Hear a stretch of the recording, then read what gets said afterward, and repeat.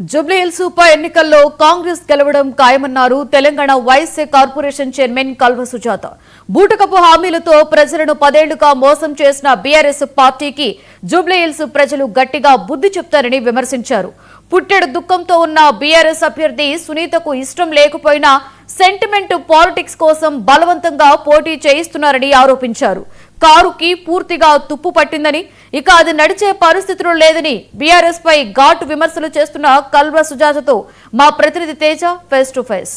జూబ్లీహిల్స్ ఉప పోరులో కాంగ్రెస్ అమీతుమి తేల్చుకోవడానికైతే సిద్ధమైంది. మొత్తంగా కాంగ్రెస్ పార్టీకి సంబంధించినటువంటి ప్రధానమైనటువంటి నాయకులంతా కూడా ఈరోజు నవీన్ యాదవ్ వేస్తున్నటువంటి భారీ నామినేషన్ ర్యాలీలో పాల్గొంటున్నారు. అందరూ మద్దతు తెలుపుతున్నారు. ప్రస్తుతం మనతో వైఎస్ఆర్ కార్పొరేషన్ చైర్మన్ కల్వ సుజాత మనతో ఉన్నారు. మాట్లాడదాం. మేడం, చూస్తుంటే జనసంద్రోహం చూస్తుంటే ఇసుకేస్తే రాలినంత జనం, ఎలాంటి పరిస్థితులు ఉండబోతున్నాయి?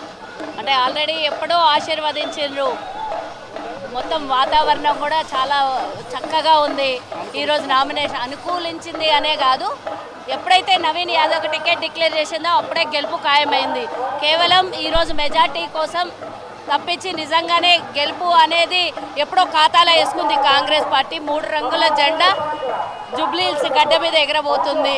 అన్ని వర్గాల ప్రజలకు అందుబాటులో ఉండేటటువంటి నవీన్ యాదవ్ ఈరోజు సొంత నియోజకవర్గంలో మొట్టమొదటిసారి నియోజకవర్గంలో పుట్టి పెరిగినటువంటి అభ్యర్థికి, యువకుడికి కాంగ్రెస్ పార్టీ సెలెక్ట్ చేసి మరీ టికెట్ ఇవ్వడం కేవలం జూబ్లీహిల్స్ ప్రజలే కాదు, రాష్ట్రం మొత్తం హర్షద్వారం వ్యక్తం చేస్తున్నారు. ముఖ్యంగా యువత చాలా హ్యాపీగా ఉన్నారు. ఈరోజు ఈ ర్యాలీలో స్వచ్ఛందంగా ఎన్ఎస్యుఐ యూత్ కాంగ్రెస్ యూత్ మొత్తం కూడా పార్టిసిపేట్ చేసిండ్రు. అంటే వాళ్ళకు ఒక ఉత్సాహం, ఊపు వచ్చింది. ఈ నామినేషన్ అనే కాదు, ఆయనకు టికెట్ డిక్లేర్ చేసినప్పటి నుంచి అందరూ ఆనందంలో ఉన్నారు. ఎందుకంటే కాంగ్రెస్ పార్టీ పూర్తి న్యాయం చేసింది అని అందరి మనసులో ఉంది. అంతేకాకుండా నియోజకవర్గం అభివృద్ధి 150 కోట్లతో ఆల్రెడీ అభివృద్ధి చేసింది ప్రభుత్వం. అంతేకాకుండా నవీన్ పదే ఇటు కేటీఆర్ కానీ లేదంటే బీఆర్ఎస్ పార్టీ నాయకులు కానీ బాకీ కార్డు అంటూ కూడా ఇప్పుడు అంతా ఇంటింటికి పంచుతున్నారు. అట్లా అంటే 10 ఏళ్లలో 8,20,000 కోట్లు బాకీ కార్డులు మేము పట్టుకొని తిరిగితే ఈ జూబ్లీహిల్స్ నియోజకవర్గంలో ఉన్న బీఆర్ఎస్ నాయకులందరినీ ఉరికించి కొడతారు. వాళ్ళ ఇళ్లలోకి పోయి దోచుకున్న 8 లక్షల కోట్లు తీసుకొని వస్తారు ప్రజలు. అట్లా బాకీ కార్డు గురించి మాట్లాడితే మేము చాలా చెప్పాలి. ఆ రోజు నుంచి దళిత ముఖ్యమంత్రి నుంచి మొదలు పెడితే దోపిడీ చేసిన తెలంగాణ 8.5 లక్షల కోట్లు గుంజుకొని తీసుకొని వస్తారు తెలంగాణ ప్రజలు. ఈ జూబ్లీహిల్స్ ప్రజలు ఒక్కరు అవసరం లేదు. తెలంగాణ ప్రజలు ఆల్రెడీ మీకు ఇచ్చినటువంటి బుద్ధికి, మీకు ఇచ్చినటువంటి మ్యాండేట్కి అసలు ప్రతిపక్షంలో కూర్చొని ప్రజలకి ప్రభుత్వానికి మధ్యలో వారధిగా పనిచేయాల్సినటువంటి ప్రతిపక్ష నాయకుడేమో ఫామ్ హౌస్లో అంటాడు, కేటీఆర్ ఏమో పిచ్చ మాట్లాడతారు. వాళ్ళ కుటుంబమే 4 ముక్కల ఆట అయింది, 4 స్తంభాల ఆటలాగైంది. చెల్లెలే చెప్పింది జూబ్లీహిల్స్లో వచ్చి ఓడగొడతా బీఆర్ఎస్ కానీ చిట్ చాట్లో ఆమె చెప్తుండే ఇంకా ఏమో బాకీ కార్డులు పట్టుకొస్తా, బలవంతంగా ఓటు అడుగుతా అని అంటే నడవదేడా. జూబ్లీహిల్స్ లో మా సిట్టింగ్ స్థానాన్ని మేమే కొట్టుకుంటాము, మేమే గెలుచుకుంటాము, కాంగ్రెస్ ని చావు దెబ్బ కొడతాము అని అంటున్నారు. చావు దెబ్బ కొడతారో చచ్చిపోయిన ఫామ్ హౌస్ లోకి పోయి వండుకుంటారో మాకైతే తెలియదు. కారు గ్యారేజ్కి పోయింది, 4 టైర్లు అయితే పిల్లలు ఆడుకోనికి ఆడతారు చూడండి, టైర్ ఆట ఆడతారు చూడు, దాన్ని తీసుకొని పోయారు. అది నాకు తెలియదు ఏమంటారో కానీ నేనైతే సినిమాలలో అక్కడ ఇక్కడ పిల్లలు చిన్నగా ఉన్నప్పుడు ఆడే చూసినా. అట్లా 4 టైర్లు ఇప్పుకొని పోయారు. తుప్పు పట్టిపోయింది ఇంజన్.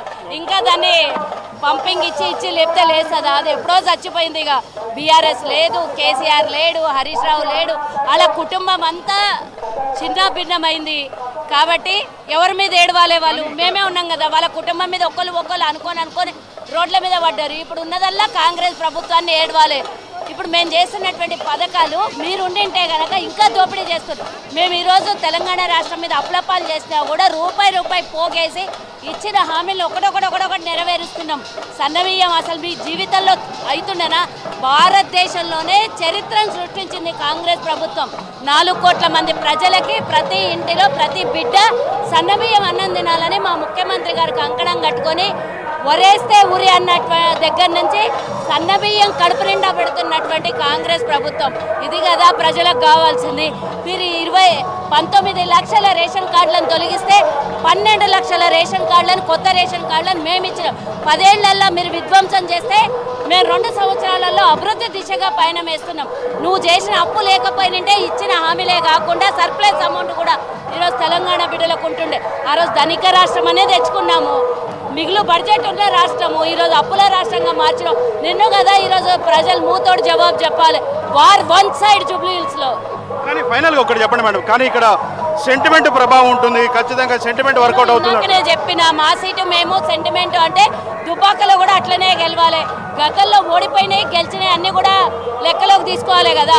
ఆమెను బలవంతాన పాపం ఒక గృహిణిని తీసుకొని వచ్చి బలవంతాన ఏడిపించి బాధ పెట్టి, ఆమె ఆల్రెడీ మానసిక బాధతో ఉన్నటువంటి సునీతమ్మని ఇబ్బంది పెట్టి ఈరోజు ఆమెను పోటీ చేయిస్తున్నాడు తప్పించి వాళ్ళ మీద సానుభూతి ఏముండదు.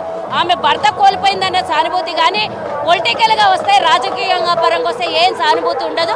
బొక్కలకు దోసే పని ఒకటి ఉంది వాళ్ళకి. సో మొత్తంగా కారు ఇంజన్ అయితే పూర్తిగా పాడైపోయింది.